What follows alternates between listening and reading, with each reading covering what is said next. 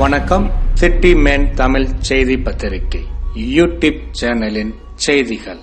திருவெற்றியூர் 7வது வட்டத்தில் உதயநிதி ஸ்டாலின் பிறந்த நாளை முன்னிட்டு மகேஷ் பாபு ஏற்பாட்டில் தூய்மை பணியாளர்களுக்கு நல உதவியுடன் அசைவ விருந்து.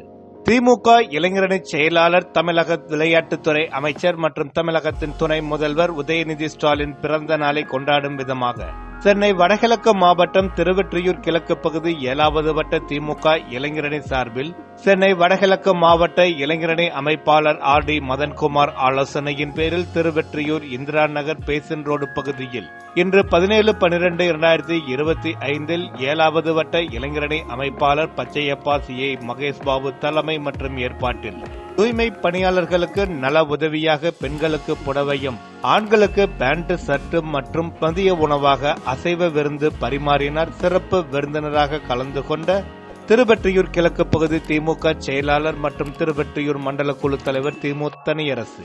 இந்நிகழ்ச்சியில் பகுதி துறை செயலாளர் MB குமார், 7வது வட்ட திமுக செயலாளர் கார்த்திகேயன், வட்ட துணை செயலாளர் PK வெங்கடராமன், கோமலவள்ளி உள்ளிட்டவர்களுடன் 7வது வட்டத்தைச் சேர்ந்த திமுகவினர் மற்றும் இளைஞர் அணியினருடன் தூய்மை பணியாளர்கள் ஏராளமானவர்கள் கலந்து கொண்டார்கள்.